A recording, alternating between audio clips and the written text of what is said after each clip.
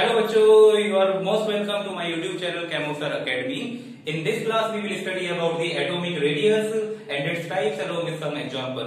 तो बच्चों atomic radius क्या होता है? एटॉमिक रेडियस हमारे पास होता है distance from the centre of the nucleus to the outer most shell containing electron. जी हाँ बच्चों, देखते हैं कि एग्जांपल के साथ हमारे पास एग्जांपल है एक नाइट्रोजन। तो नाइट्रोजन में बच्चों नंबर ऑफ इलेक्ट्रॉन्स कितने होते हैं? इसका एटॉमिक नंबर होता है हमारे पास 7। तो नंबर ऑफ इलेक्ट्रॉन कितने हो गए हमारे पास 7 और नंबर ऑफ प्रोटॉन कितने हो जाएंगे वो भी इक्वल टू 7। ठीक है बच्चों, तो देखते हैं नाइट्रोजन का अगर मैं एटम ड्रॉ करना चाहता हूं तो हमें क्या करना होगा? फर्स्ट वन हमें न्यूक्लियस ड्रॉ करना होगा। This is the nucleus of nitrogen atom. Then हमारे पास टोटल नंबर ऑफ सेल्स कितने होंगे? इसमें 7 एटॉमिक नंबर है तो नंबर ऑफ सेल्स 2 हो जाएंगे। 2,5 इसका इलेक्ट्रॉनिक कॉन्फ़िगरेशन। इलेक्ट्रॉनिक कॉन्फ़िगरेशन इसका 2,7। तो इसके नंबर ऑफ सेल्स कितने हो गए? 1 एंड ये 2। तो फर्स्ट सेल में मतलब के सेल में इसके कितने नंबर ऑफ इलेक्ट्रॉन है? 2 और एल सेल में number of electron is equal to 5। तो चलिए बच्चों बनाता हूं मैं एटम। यहां पर ये एटम है हमारे पास नाइट्रोजन का। तो फर्स्ट सेल के सेल में नंबर ऑफ इलेक्ट्रॉन है 2 और number of electron in the second shell equal to 5। This is the nucleus. तो न्यूक्लियस के सेंटर से न्यूक्लियस के सेंटर पॉइंट से to the outer most shell जो भी डिस्टेंस होगा वो होगा आपका एटॉमिक रेडियस। एटॉमिक रेडियस बहुत ही आसान है याद रखना। क्या है बच्चों atomic radius? The distance from the centre of the nucleus to the outer most shell containing electron. Clear है बच्चों? चलिए बच्चों एक और एग्जांपल हम लोग लेते हैं कैल्शियम का। तो बच्चों कैल्शियम का एटॉमिक नंबर होता है हमारे पास 20 एटॉमिक नंबर है तो इलेक्ट्रॉनिक कॉन्फ़िगरेशन हो जाएगी 2,8,8,2 and there are 4 shells in calcium atom. First shell K, L, M and then N। तो बच्चों अगर मैं इसका एटम ड्रॉ करता हूं तो क्या हो जाएगा? सेल्स 1, 2, 3, 4। ठीक है बच्चों, सेल्स कितने हो गए हमारे पास? 4 सेल्स हो गए। फर्स्ट सेल में कितने इलेक्ट्रॉन है? 2 electron, then 8 electron, then 8 electron, then 2 electron. तो the distance from the center of this nucleus to the outermost cell which contain electron or the valence cell called the atomic radius। Clear है बच्चों? अब चलिए एक बात और समझ लेते हैं हम लोग। एक टर्म आ जाती है हमारे पास एटॉमिक साइज। तो एटॉमिक साइज जो होगा वो होता है बच्चों डबल ऑफ एटॉमिक रेडियस, मतलब 2 multiplied by atomic radius. Atomic radius का डबल होगा एटॉमिक साइज। सिंपल हम इसे ये भी कह सकते हैं कि it is the diameter of the atom. It is the diameter of atom.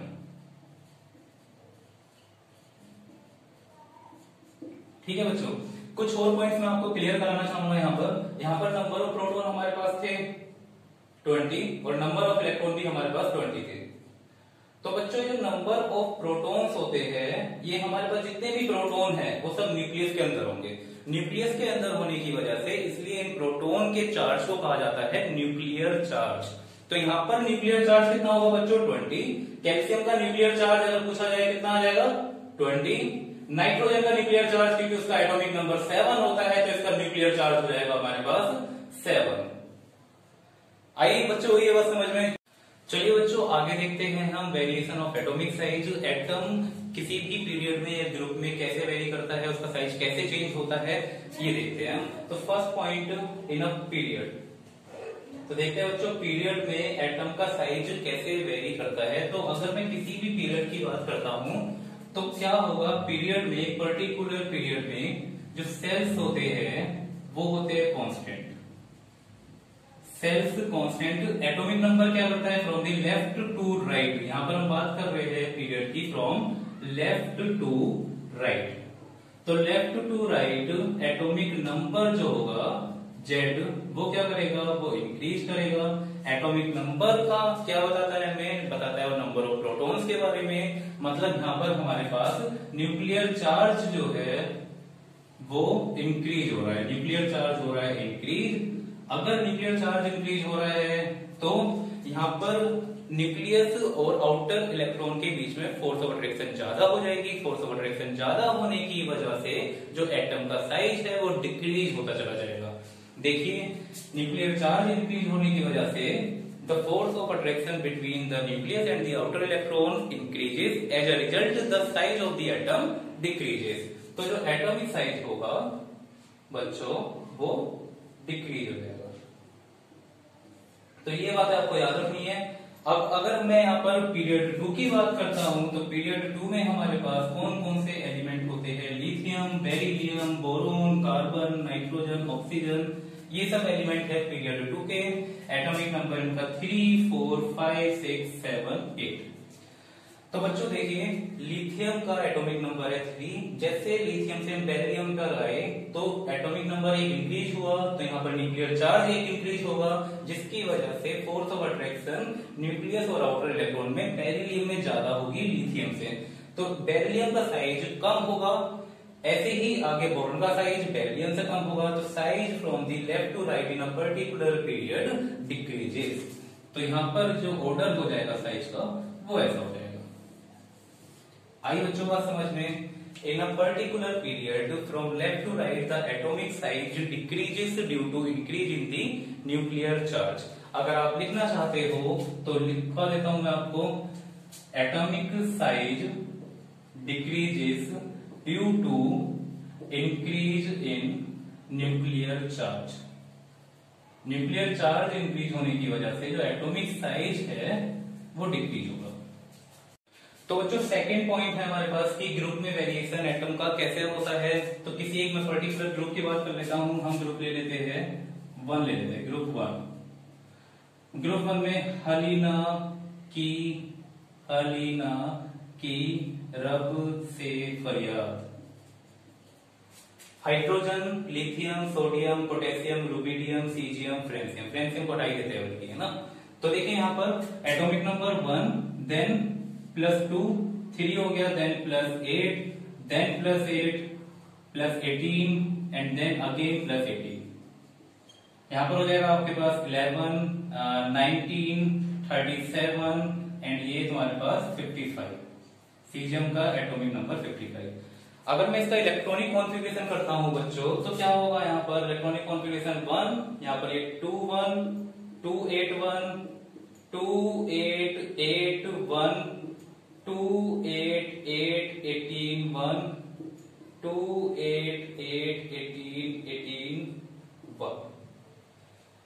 देखिए बच्चों बहुत आसान है इलेक्ट्रॉनिक कॉन्फ़िगरेशन करना भी। 1 है सिंपल 1, यहाँ पर 3 था तो 2 और 1, 8 था यहाँ पर 11 के लिए, यहाँ पर 8 आ गया तो 2 2 8 1, देन फिर 2 8 8 1, फिर 2 8 8 18 1। ऐसे ही हम इसकी इलेक्ट्रॉनिक कॉन्फ़िगरेशन करते हैं। यहाँ पर देखिए बच्चों नंबर ऑफ सेल्स कितने हैं? नंबर ऑफ सेल्स की हम अगर बात करते हैं हाइड्रोजन में कितने? 1, यहाँ पर 2 3 4 5 एंड देन ये 6। जैसे जैसे हम ग्रुप में नीचे की तरफ आते हैं तो नंबर ऑफ सेल्स इंक्रीज होने की वजह से एटम का साइज भी इंक्रीज हो जाएगा। तो सिंपल सा यहाँ पर atomic size in a group increases due to increase in the number of cells, due to increase in number of shells। ये बात बच्चे आपको याद रखनी है। पीरियड में एटॉमिक साइज डिक्रीज हो रहा था और ग्रुप में एटॉमिक साइज इंक्रीज हो रहा है। क्लियर है बच्चों? चलिए देख लीजिए, नोट कर लीजिए, रब कर देता हूं मैं। तो चलिए बच्चों आगे देखते हैं types of atomic radius. There are 4 types of atomic radius. First one, covalent radius, metallic radius, van der Waals radius and ionic radius। मैंने इन चारों को इजीली डिफाइन किया हुआ है, आप इजीली इसे याद रख सकते हो। तो बच्चों देखते हैं कोवेलेंट रेडियस कौन सी होती है। जब कोई कोवेलेंट मॉलिक्यूल हमारे पास होता है, कोवेलेंट मॉलिक्यूल का मतलब the molecule which is formed by the mutual sharing of electron of 2 atoms. तो बच्चों यहाँ पर कोवेलेंट रेडियस हम एग्जांपल से लेते हैं, एग्जांपल लेते हैं। हमारे पास है H2 मॉलिक्यूल। H2 मॉलिक्यूल में यहाँ पर हमारे पास 2 हाइड्रोजन के एटम्स है। ये इन दोनों ने क्या किया हुआ है, यहाँ पर कोवेलेंट बॉन्ड फॉर्म किया हुआ है। तो अगर मैं इनका इंटरन्यूक्लियर डिस्टेंस कैलकुलेट करता हूं, इंटरन्यूक्लियर डिस्टेंस का जस्ट हाफ जो होगा वो इनका कोवेलेंट रेडियस होगा। मतलब क्या, half the internuclear distance between the atoms bonded by the covalent bond. तो बच्चों H2 का एग्जांपल हम ले सकते हैं, यहाँ पर HCl एग्जांपल ले सकते हैं, या कोई भी ऐसे मॉलिक्यूल का एग्जांपल हम यहाँ पर ले सकते हैं जो कि कोवेलेंट बॉन्ड फॉर्म करता है। तो देखिए बच्चों, HCl में कैसा हो जाएगा, हाइड्रोजन एटम का साइज छोटा होगा, क्लोरीन का ज्यादा होगा। अब इनका इंटरन्यूक्लियर डिस्टेंस हम कैलकुलेट करेंगे और उसका जस्ट हाफ कर देंगे। देन दिस डिस्टेंस या this radius is called the covalent radius. ऐसे ही हम और भी एग्जांपल इसमें ले सकते हैं। देन आता है हमारे पास मेटेलिक रेडियस। मेटेलिक रेडियस में बच्चों हमारे पास एक क्रिस्टल फॉर्म होता है, क्रिस्टल फॉर्म होगा हमारे पास एक सॉलिड क्रिस्टल। यहाँ पर हमारे पास ये सॉलिड क्रिस्टल है। तो इस सॉलिड क्रिस्टल में एटम्स प्लेस होते हैं कॉर्नर्स पर। तो इन कॉर्नर पर जो एटम्स है ये सभी एटम्स मेटल के हैं। तो दो एटम के बीच में जो बॉन्ड फॉर्म होता है वो मेटेलिक बॉन्ड फॉर्म होता है। तो इनके इंटरन्यूक्लियर डिस्टेंस को हम कैलकुलेट करेंगे, इंटरन्यूक्लियर डिस्टेंस को कैलकुलेट करके उसका जस्ट हाफ कर देंगे। Then the radius called metallic radius. इसमें हम एग्जांपल ले सकते हैं, एग्जांपल इसमें आयरन मेटल है हमारे पास, या कोई भी मेटल ले सकते हैं, सोडियम, मैग्नीशियम, कैल्शियम, कोई भी एलिमेंट जो कि मेटल होता है वो सॉलिड क्रिस्टल फॉर्म करेगा। सॉलिड क्रिस्टल में जो भी इंटरन्यूक्लियर डिस्टेंस का हाफ डिस्टेंस होगा it is called the metallic radius. Then बच्चों बात आती है वंडरवाल रेडियस की। वंडरवाल रेडियस क्या होते हैं हमारे पास, half the internuclear distance between the two identical isolated atom.